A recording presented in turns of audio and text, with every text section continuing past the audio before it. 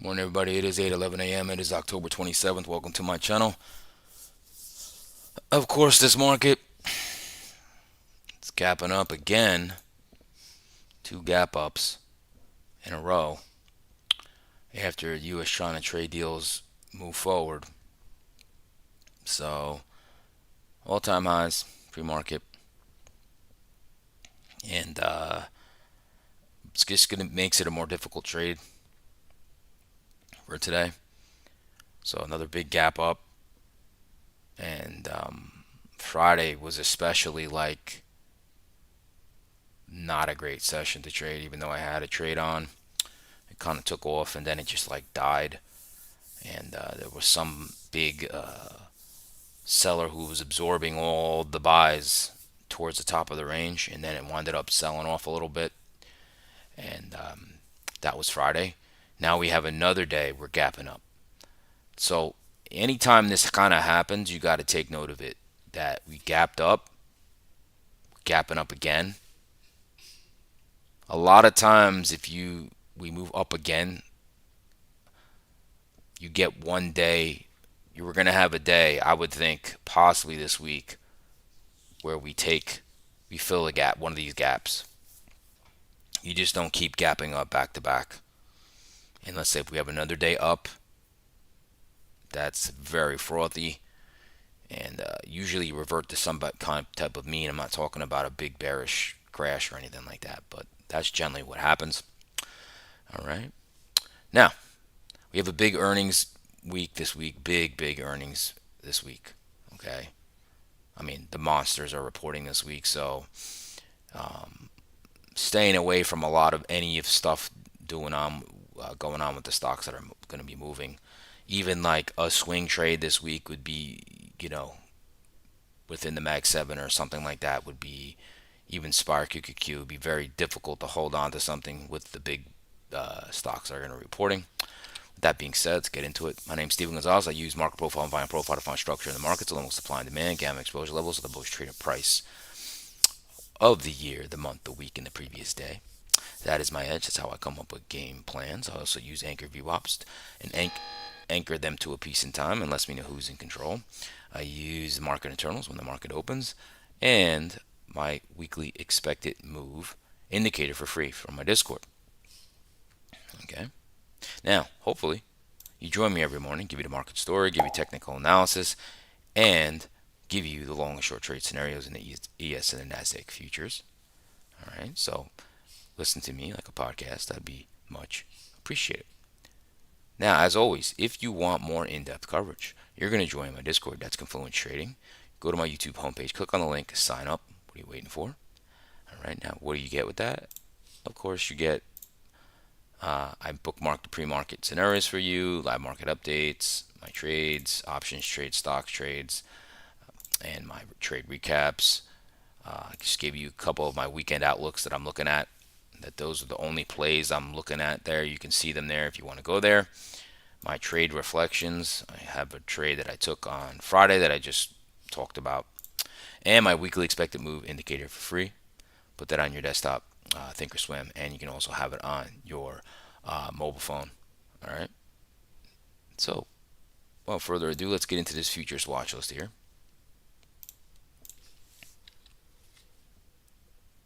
Lead in the pack is Ethereum, up 5.82%. Bitcoin's up 4.18%. Nasdaq's up 1.29%. Russell's up 1%. ES up 0.83. Dow's up 0.47. 10-year yield is up 0.45. Dollar is down 0.18. Crude was down more than that before, down 0.21. 30-year bonds being sold. Gold is falling. Gold is down 2.18%. I believe there's going to be more profit taking in that, and I have shorts alerts set up for that, so I have to see because that 4,000 psychological level is going to be a big thing. What it does, can it break it or does it hold it? Silver down 2.47%. The VIX is down 4.34%. We're under a 16 VIX, so this VIX is getting crushed. So with this move up, two gaps. All right, moving on to the Mag 7 Plus here.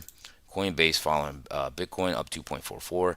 AMD with the IBM news in the quantum computing, they're just a monster right now. AMD up 2.34, Broadcom's up 2.29, Nvidia's up 2.24. So semi's really pushing here.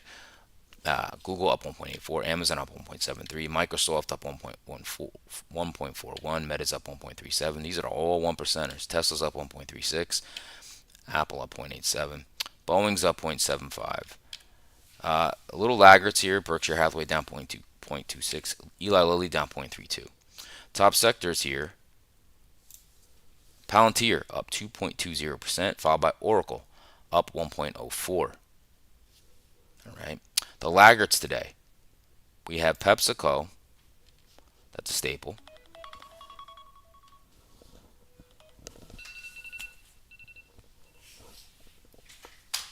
PepsiCo. And then this gold miner is falling. I mean, it was down 6% on Friday, I believe. This has really been falling. So the gold miners are really pulling back today. Okay. Looking at granular list. Who's leading the pack here? Melly. Um, Oklo, man. I had an order set to go long on Oklo on Friday. Just never got filled. IonQ, Quantum Computing. They're up 4.4%. GameStop, Bitcoin ETF, Marimani, Riot, SoFi. SoFi reports earnings. Five Below. All right, let's move on. Who's lagging today?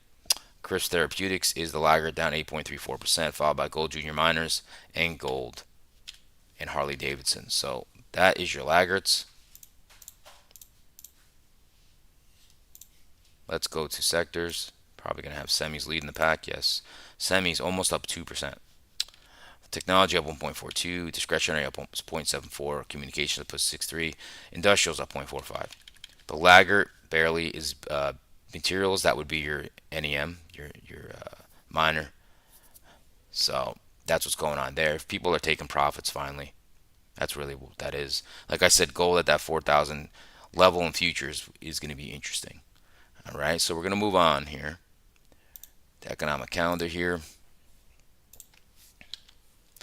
Today we have Dallas Fed at 10:30. That doesn't really genuinely move markets. All right, throughout the week, again, government shutdown. We don't really have much here. Pending home sales doesn't move markets. But we do have FOMC.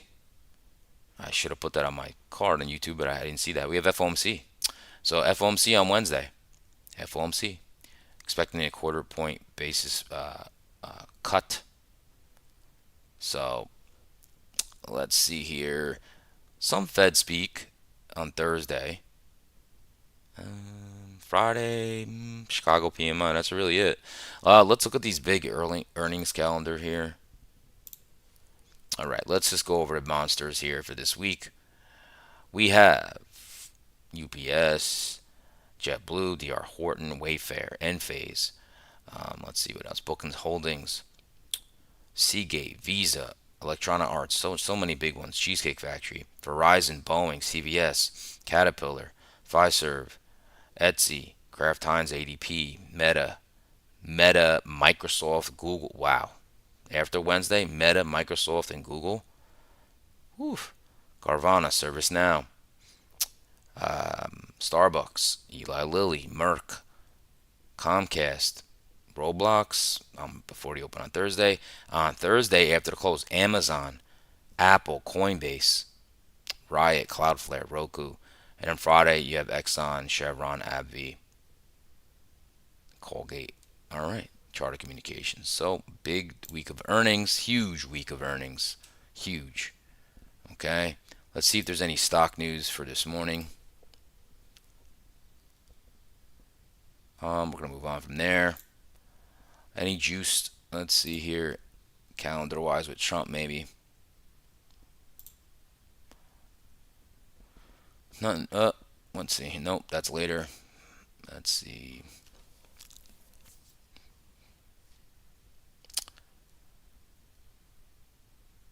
It says here, let's see here.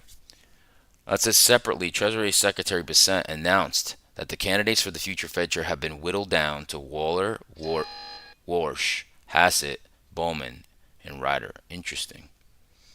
Interesting. Okay, let's look at more news here. Um,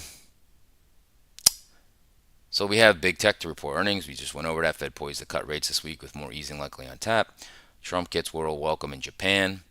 China trade juice hope rise. Tariff anxiety prompts U.S. importers to place spring orders early.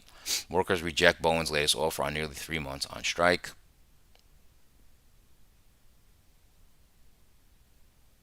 All right, let's see here.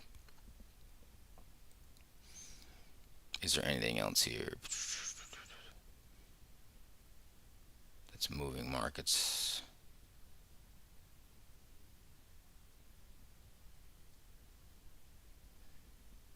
Nothing really crazy that I'm seeing here. Tesla looks like Dawa Capital Markets raises target price to 420 from 300. That's about it there.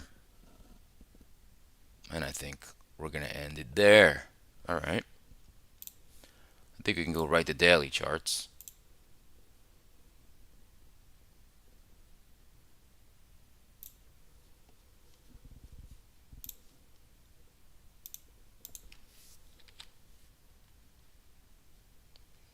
All right, let's look at SPY. Okay, so nice little uptrend line here, right? Then we gapped up,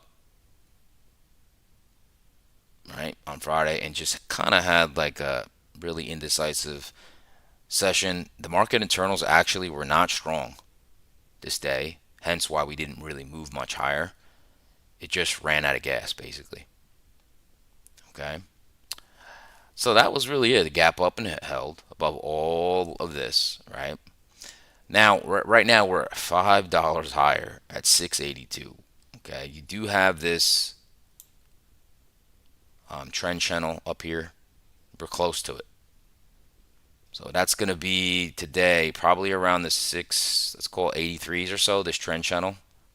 You can see it comes all the way back. So we'll see what happens with that. All right, but we're at like 682. We're close to that right now, pre-market. Let's look at futures.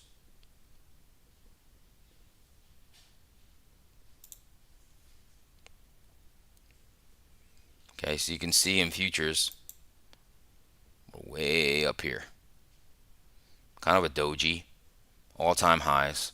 Okay, there's really nothing to analyze. There's no resistance here. Okay, just realize that we're up. We gapped up on Sunday with this U.S. China trade deal. Okay, now Q's also has a trend channel up here. It's probably above that. It is. It's all the way up here. 625. This is just kind of nuts. Okay, kind of nuts. At 625, this market really gave us this big red day, and that was enough for the market to go, okay, let me load up again, and we're moving higher again. So we never really had really a beautiful pullback or something that goes, okay, there's the reset. We got our weakness in September, October. It didn't really happen besides here. That was really it. Now we go into Santa Claus rally time. There's still a chance for some type of correction. All right, there's always that chance. Let's look at futures. So look at that futures. Gap up. Looks more sure of itself than the ES does. ES is more of a doji. So again, all-time highs. Not much to read into it. Okay, not much to read into it. You can see real quick here the NYSE. We'll go to the NYSE exchange right here. So the NYSE exchange, this is about 2,400 stocks. It's not at all-time highs yet. Notice this. So the NYSE is not as strong as the Nasdaq Composite. Nasdaq Composite is around over 3,500 stocks, I believe. That's this. Notice that did gap up on Friday. So the Nasdaq exchange is more tech stocks. Okay. Think about the NYSE as more mixed. All right. And the RSP, that's your equal weight index, remember no market cap, it did not make Look at what it did on Friday. Did not make an all-time high and actually was red. Opened and just went right down. And that makes sense because internals is basically equal weight. Okay, and just to show you that real quick, let's move over to internals just to show you how the market just was not strong on Friday. So this is your little market internals recap here. All right, so look at it. Remember that I just showed you the equal weight? Well, that's why that white line is that represents that. See how it just got weak? That's why this market really couldn't rip. Okay. And it sucks. I got long here about in futures. This is the SPX, but like right here in this 5 minute candle, it literally, I got long around here. I literally had no heat and ripped. And I was like, this, all right, cool. Now we should break. And it just didn't want to break. I was like, well, really? And then it just tried to do it again, and it couldn't, and then it just sold off at the end of the into the close. Probably some profit taking. That's your internals. The hourly charts have nothing for us right now. It's just a big gap up and consolidation right now in the ES, and you're just a little stronger than Nasdaq. There's really not much to really even go over. Okay, so we're not gonna do that. And have to take my daughter to the bus today, so kind of works out that the hourly chart doesn't have much for us today. All right, let's look over our charts here, and we can see two gap ups. This is not easy to trade. It's Monday, another gap on top of a gap. Just it's just not easy to trade it. It's really not. This is, unless I see something that's unbelievable, I'll be interested. But Monday morning, gap up on top of a gap, it's usually doesn't provide too many great opportunities unless there's some news that comes out. There's a catalyst. Okay. So this is the Sunday gap. And we actually, check it out, we actually opened here. Let's make that bigger. Here we opened here. Right? We actually went down, but now it's back up. Okay. Pretty balanced. You can see the voids in the composite volume profile on the right here. Actually, you can see that big poor high on Friday. That's what I meant when I said, man, somebody was absorbing those orders. I mean, you don't usually see multiple, like I got long right in here, I believe. Right in here. And I was like, all right, I should take this out. When you have a poor high like that, you usually take it out and at least make a tail. And that's why I was like, man, my order would have been hit at 42s, and I was gonna trail it because I was like, this could push higher. Look at that. It just 1, 2, 3 tried here, failed again, went back right there. So 4 times it tried. This no longer matters. We gapped up above it now, so that doesn't need to be corrected. But look at that profile there. It's just crazy how that happened. Okay, how that happened. So today it's really just all about we're at all-time highs in the overnights. Basically, you have the demand zone at the bottom of this overnight session. Do we go higher again today? Maybe. I really don't know. It's just, like I said, not easy. I mean, this is not easy. Okay? You have a big gap here. Gap fills all the way to 68.41. And we're up so high, like 40 points from that. It's, we have overnight highs here. Really not like, wow, this is like crazy, like opportunity here. Big gap was ups like this are not easy. You're better trading equities, stocks, because you can have their own little story. like not all stocks are gapping up like this, like at all-time highs, like futures. So we're gonna get right into it because it's not gonna be like I said. I'm not loving this at all. I'm not excited about it at all. Now, like I said, if it gives me an opportunity, it gives me an opportunity. So let's look at this. I'm actually gonna zoom in more. Maybe I don't have to. Hold on.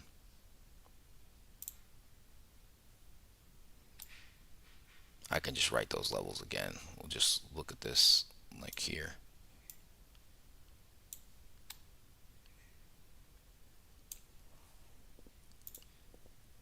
All right, so we have our gap fill.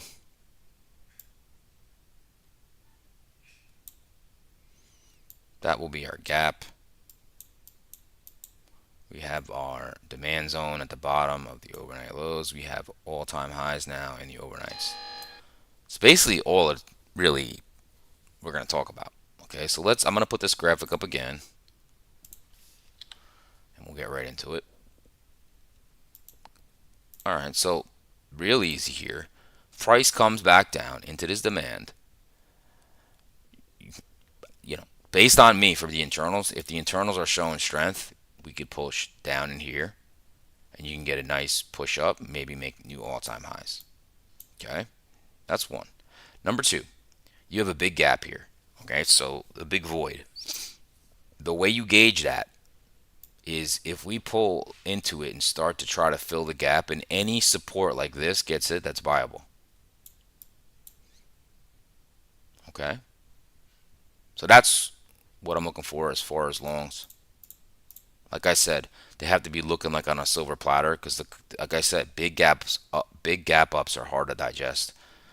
The market has to digest this gap on a gap, right? So short wise, right? I would say very difficult to just if we move up to short something up here. Can you do it? Sure. Maybe you get a lower high and maybe you go for the overnight lows. Like I said, I'm probably not interested in that. I'm just showing you one of the scenarios.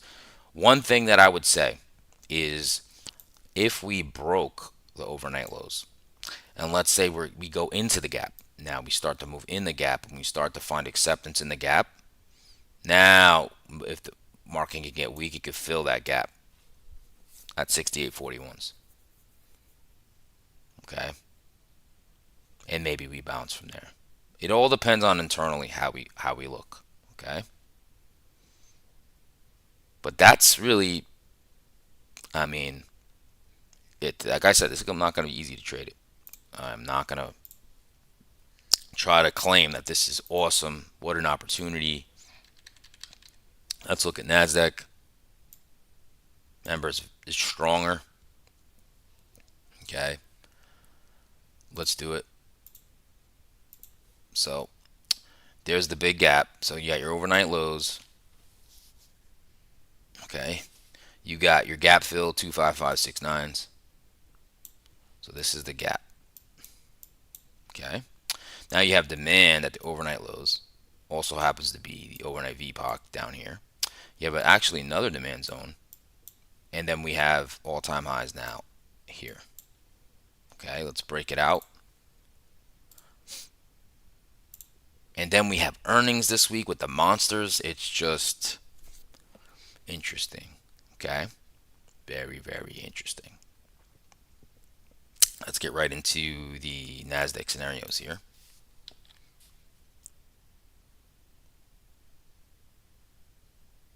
All right, pretty going to be similar. Okay, so we're at the bull side. Okay, price up here, right? We're close to the highs. ES is not like this. Okay, so first thing, maybe make new all-time highs. Pull back into this demand. You got the weekly day VWAP right here, and you can get a nice move up. Maybe we come down to the support. Nice move up. You can also drop, right? And this could be a little bit of a bear trap here. You take out the overnight lows, go into that gap. Remember, into that gap, you get support like this, lower highs, then you can start to move back up. That's all I'm interested in there. Now, as far as shorts go, Okay, like I said, yes, all-time highs. That's a hard trade. Anything up in here to go down, very hard to do. Okay, like I said, I'd only be interested if I saw this move and we took out all those demands, right? And now we're in the gap. If internals, I'm like, okay, internals are not strong. I want to see acceptance in this gap, acceptance, and be like, okay, it's ready to make a move. Then you can fill the gap, and you probably, I would think you'd bounce from here. But like I said, if it just got bloody and people panic and you were like, uh-oh, two gaps in a row, you could go down and try to fill that next gap. But I don't know. Like I said, it's very hard to judge these big gaps. But that's the analysis for today, folks. Okay. Hope you enjoyed that today. If you did, smash the like button. Would be much appreciated. And as always, please join me every morning, give you the market story, give you a bunch of technical analysis, long and short trade scenarios, and Nasdaq ES futures that I just gave you. Right? Gave you the news, the earnings calendar, all that. Okay. Now, if you want more in-depth coverage, you will join my Discord. That is Confluence Trading. All right. Click on my YouTube homepage, click on the link, and sign up. What are you waiting for? Let me be your indicator. I give you intraday commentary. Trust me, I do not steer you wrong. I will never steer you wrong. Remember, I always give snapshots of the market, and that's what I'm reading. And it generally can hold for the rest of the day, but obviously, it's only a snapshot. Things can change. That's why I always will say, well, right now it's not strong, but if the equal weight can pull down the market cap or the market cap weight can pull up the market, then it changes. But if not, that's how I will give you how I'm reading the markets. Okay. All right, everybody. I'm going to sit back and be patient today. If I don't see something that's like I said, something on a silver platter, then I'm probably going to just relax, sit back and look at options trades to do, look at maybe some equity trades to do. Other than that, I'm going to sit back and just see what happens because this week's going to be crazy with earnings. Okay. All right, everybody. Hope everybody has a great day. If I don't see you in my Discord, I'll see everybody tomorrow morning.